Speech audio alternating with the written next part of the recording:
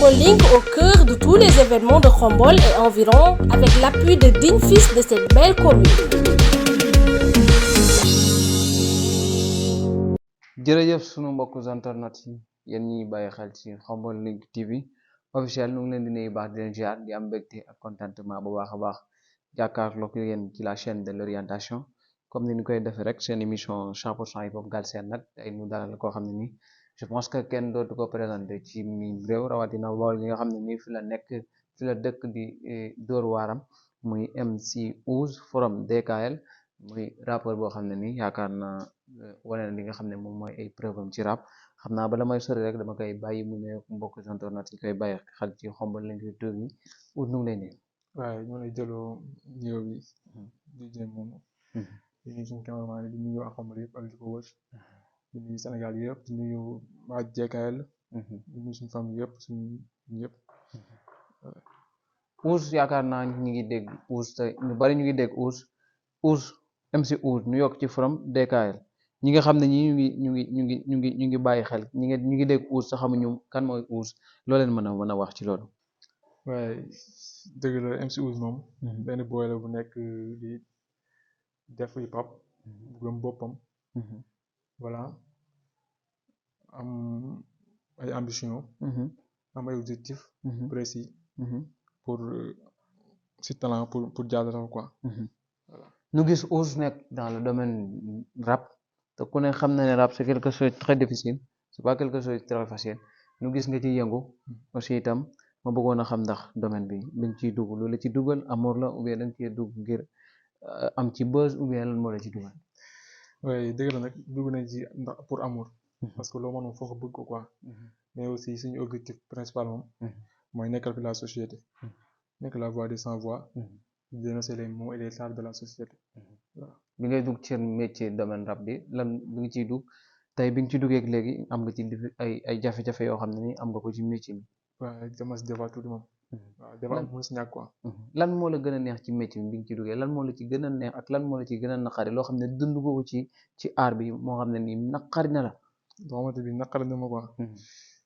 moo wala fa passé tabaski bi passé. ñu demoon suñu concert DKL non balaa boobu sax. suñu benn compétition bu ma demoon. def lu ñu waroon def lépp gérer. balaa boobu sax am si benn la fa passé benn tabaski bu ñu tëggoon concert incha allah bii passé. tëgg concert suñu école élémentaire bu jokkul. am ñu ñëwoon pour salteel ko am ñu ñëw pour yàqu ko. voilà loolu daal bokk na si li ma gën a métti sama kii quoi. ci sa carrière. lan moo la ci gën a neex dund nga ci lu la neex. waaw. dund naa lu ma neex. waaye dund naa lu ma neex mooy lu ma demee woon final méga ndéw na say dem yóbbu xam préparé dem rap lu leer xam ñëpp accordé. jox ma troisième place mais fier naa sama bopp quoi. parce que ñëpp nee nañ ma li nga teg nice na assuré nga fi ma yëg ne maa ngi si quoi. ma ñëw ci li nga xam ne moom mooy actualité bi yaakaar naa bu yàggul dara door nga li nga xam ne moom mooy album ñu naan ko 7 titres yaakaar naa muy wax ci tur boo xam ne ni bët du fi sateegu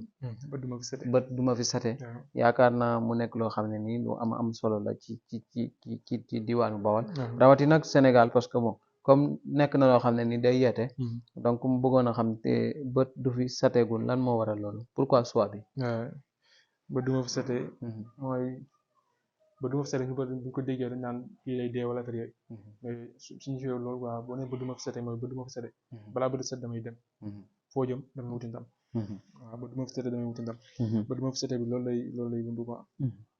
ñu gis yaakaar naa 7 titres ma cité 4 titres rek pour que soit vrai que mu gën a gaaw yaakaar naa am na ba ci boo xam ne ni mu ngi ciy wax ci dessin muy dessin ku ne xam na ne dessin moom mënta ñàkk ci doomu aadama donc ma bëggoon a nga ñëwoon ma ci li nga xam ne moom mooy dessin bi itam lan moo waral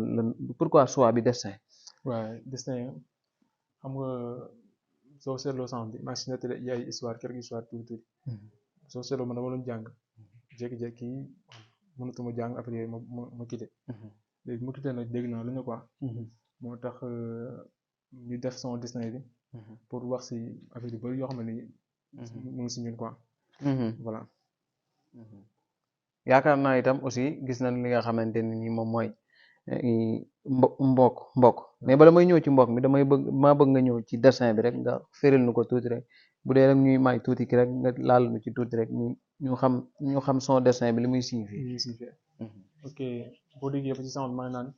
jàng laa gën a bëgg mais rab laa gën a mën nga bu leen jaawale dégg di lekkante ni jël dessin yu conduire jour à la nuit am naa ay conduire du baax faale mo ennui tàmbalik bismillah yi teku du stag waa ji je suis victime de ma vie dans l'avenir qui me traduit je faisais par le bordel nekkatul woon sama domaine ñi ma cour ni mortier comme si je suis immortel màgg gën a baa nga xarab du sotti am borom banque dërëm tàng xalab avenir ndaw si mbon du ko nekk ba meel te kenn du fa baab meen am naa si kersa baaj den du am meer du ba pen kenn du am lu ko neex waaye nit di déggante te ñëpp a bëgg doon chef mais ne la sa jot teel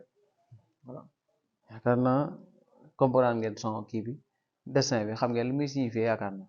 donc itam ma ñëwaat ci li nga xam ne moom mooy deuxième kii bi rek muy mbokk ku ne xam na ne mbokk dafa li ma ko mën a ci ni ma ko mën a tënke mooy kene mooy nit man ngaa bokk ak nit ki te doo xam ndax kii yéen a bokk man ngeen a daje ba dund yeen kii te du ngeen xam ne yéen a bokk donc itam ma bëggoon a xam mbokk lu muy wundu ci wolof lu muy signifier parce que tey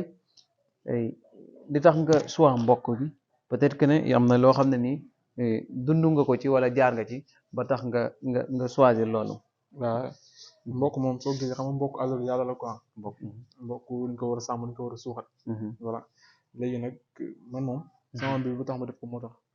nga nee nañ booy rey say noonu say mbokk ñooy jëkk a jeex. boo rey say noonu say mbokk ñooy jëkk a jeex. et dañuy gis à chaque fois booy def Sénégal dafa yor jikko boo xam ne ñu bëri. booy def say mbokk ñoo la yàq. dangay tëgg concert fii say mbokk ñoo ko yàq ñoo bokkul benn dëkk. nga def ci dara ñu si waroon jàpp ñëwee ko yàq. moo tax doo comprendre. moo tax sama boobu ma jël ko def ko mbokk quoi. wax si loolu. yaakaar naa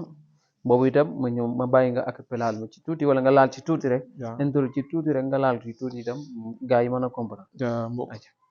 mbokk ci la naan sëy liggéey bëggoon ma dem xam naa li nekk si yow saytu muy tënk danga fiyeer dëkkal si matt di ëf ni nga bëggoon may weeja ma mais xamoo ne maa dama fee nga ndox footoog dara gor nga noo yor sa paaka di dag bu xam ne laa man na naa la ba tey maa ngi lay jooy sa ginnaaw bandak yaa na suufu ceeb bi woyof sa kaw bàjjan sama bàjjan ku ko laa di nga mag man coow moo may fàttali maykan bés bu nee mu yokk ma jom yow da ngay lay rek xamoo fooy taxaw jàpp yow ma leen nit sa xol moo tardé soxor maa la di féeg moo suite fenn rafet nga boole xamoo dara si li ngay wax foog nga ni doole may woy mais àdduna ngi sa kanam man doo tax ma doon feeg jàpp moo àllal di dara te nangu ma liggéey tam salaam ne koy mujj wax boy foo ko to milliard kër foo képp foo ne moom gën ñu laal mu jàpp gain bu dee dara kenn du ma njëkk rotaatu gaynde pour tegg dinaa ko def parce que la ruutu rey sa bopp kenn du ma rey doo buur doo bandi parce que ñeneen wuloo xeex sa tey moom leer nga bëgg ñu tulloon dem sa xol bi ñu leen def yaakaar naa boobu itam nekk na son boo xam ne marqué na ma lool parce que da nga laal suñu xarit muy buur di ko daale hommage di ko ñaanal yàlla oyofal suuf ci kawam di wax ne àdduna noonu la yàlla bu soxlaa rek kenn mënta xëjoog moom li naan jaam ak pexem yàlla ak dogal donc itam ñu ko ci ñaan bu baax a baax a baax ma ñëw ci beneen son bi muy live waaw donc xam naa lu ma koy may rek ba moom ba kii rek quoi live ñi bëggante xam ni moom bëggante bu ñu ñi dund amour quoi amour mais nag war nga cee laal parce que xam naa sama bi réer la quoi parce que amagul borom mais xam nga itam live bi itam bëgg naa nga laaj ci leen parce que boo xoolee léegi boo nee live rek amul kii da cee bëri amul nu nga xati amul brisé cœur brisé da cee bëri waaw ndax xale yu jigéen ñi parfois dañuy fooy xale xooli jigéen kii xale góor yi loolu itam bëgg naa nga waxaale ci bu baax a baax ma ñëw ci beneen bi muy bët duma fi sate itam yaakaar naa loolu itam bokk na ci li nga xam ne moom mooy quatrième titre bi waaw bàyyi la nga ñëw ci bët duma fi sate waaw bët duma fi sate mooy li ma la wax sànq rek mooy bët duma fi sate damay wuti ndam si deuxième couplet may naan bu duma fi seede damay wuti ndam yàlla rek xam ne jàpp naa seede alxuraan moom rek ma mën a gis ko dul moom amoo maqaamam moom xam na li ma jik li baaxul ak li baax si man foo ma jëm yàlla ma jiitu teggil ma lépp li safaan xar sama dënn def si jom fu loolu ma marqué sama temps ankay maa ngi am na xar mi sama rongoon a jeex xam naa ne dooma ma sa bàyyi déggu nga dala nga xel bëgg nga ma loolu mu tax foo dee ma deefoo say kàddu yokk na ma jum yaa gën si yoon yi may jël papa dinaa la fay balaa ngaa dee di nga bëgg del ñaan ci fasaale soog laa sul du ma sedd fi mu ne gàcce may rek xaw ma naka laale xoolee bëgg naa fay sama du espoir yi mboole man dañ naa dëgg balaa fen gis naa lépp balaa yéen ñaata yoon laa jaar ci bàmmeel te ba tey mënumaa dee waaw man sax damaa dee sama takk ndee rafet des nga xam ne yëgu ma tindu ma lu na xar yi war a neex yaakaar naa dégg ngeen kii bi itam moom itam mu nekk loo xam ne nii lu ama am solo la ci kii bi parce que son boobu itam dama dégg ci sa biir wax que ne li ñu ciy wax mooy que ne day yeete parce que bon comme je l'ai dit tout à l'heure rek wax naa ko mooy que ne jeunesse bi ñu bari léegi danoo yàqu rawatina bool gi nga xam ne ñi fi lañu dëkk parce que bu njëkkoon yeneen yu bari ci réew tax yi ko doon dégg mais léegi da nga koy dégg ci suñu dëkk bi te loolu c'est pas normal boo waxoon bool bal bu njëkk lu lay wax lu kalaama bal la ciy tegal liggéeykat la dafa nangoo liggéey mais léegi boo déggee boo peut-être que sax léegi da ngay dégg ne bool léegi leen la gëm naxe trian wala agressé wala xeex wala bu yàggul dara donc ñoo ngi am ay des informations que ne dans la commune de Réfane bii mooy deuxième fois ñu taal classe ba mu jeex tàkk jeunesse ñoo ko def taal classe ba mu jeex tàkk ba dara desu fa je pense que ne tu as reçu information bu jot nga ko ñu koy ñaawlu bu baax a baax muy fee nga xam ne moom mooy école primaire bu boox loolu itam yaakaar naa am na ci looy xam ne nii mar nga ko cee mën a sànni ci côté jeunesse bi ñoom ñooy avenir réew nañ liggéey nañ dëgër nañ dëgër nañ baax nañ liggéey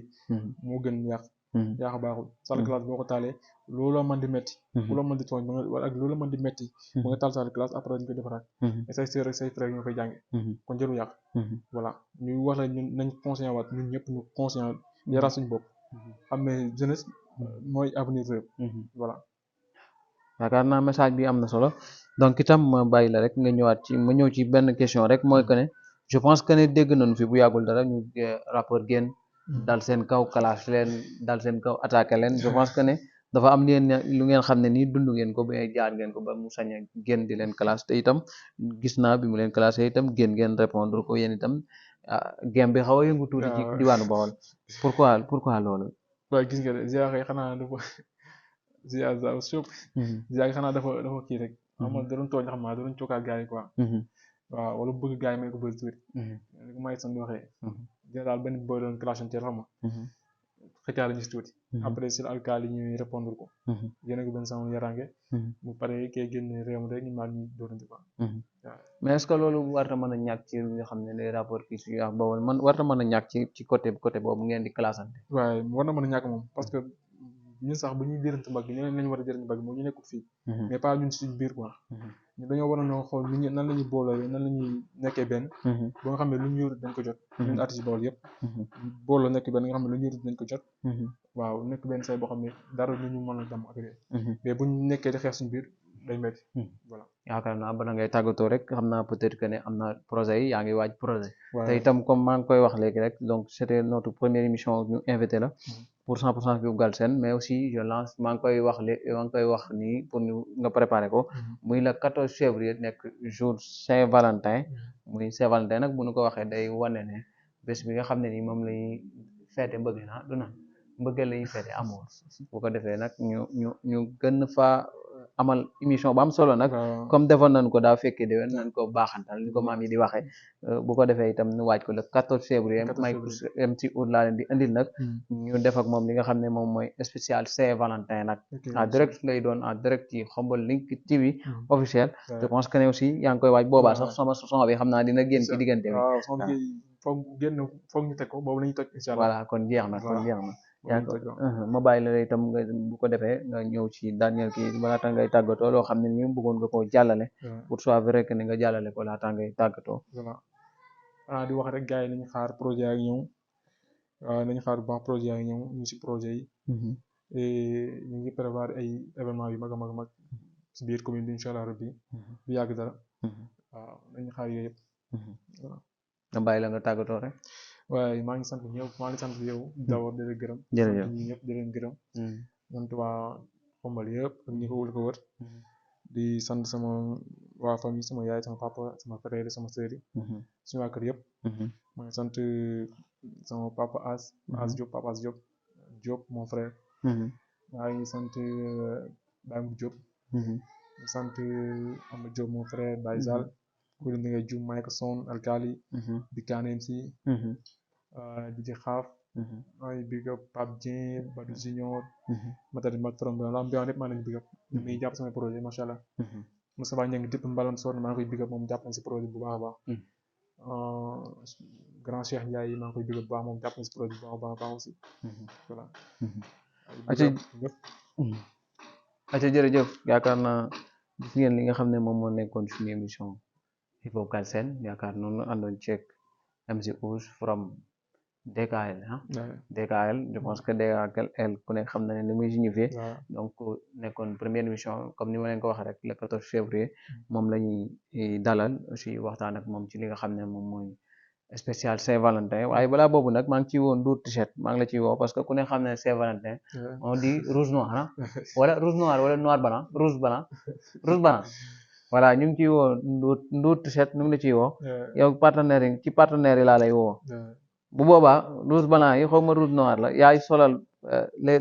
ñi ngi di xam ni ñooy def émission bi yow yaa leen di solal te xam naa ni su ma ko waxee itam dina ko def moom itam Ouais, Ndour T-shirt nekk foofu ci nu ma ko mën a tuddeeti sax moom parce que dafa nekk sama waay ok. mu nekk foofu ci Sandaga en face Lumière du Sénégal yaakaar naa xam nga Lumière du Sénégal Fat Dieng Fall maa ngi ko ci woo bu baax a baax moom itam mu ñëw jàpp ci bu baax a baax a baax waaye di woo aussi Khadim Bamba Faye moom itam maa ngi koy woo Khadim Bamba Faye maa ngi la ci woo bu baax a baax borom États-Unis ñu ngi la ciy woo bu baax a baax sama xarit bi ku baax ku yaatu waaw ñu ngi la ciy woo nga ñëw jàpp ci bu baax a baax a baax Fat Dieng Fall moo nekkoon ci caméra bi assistant bi la woon soxna Ami moo nekkoon assistant bi di jëm moomoo ci kàddu gi ñu ngi leen di jaajëfal bu baax a baax. Khombole Link au cœur de tous les événements de Khombole et environ avec l'appui de dignes fils de cette belle commune.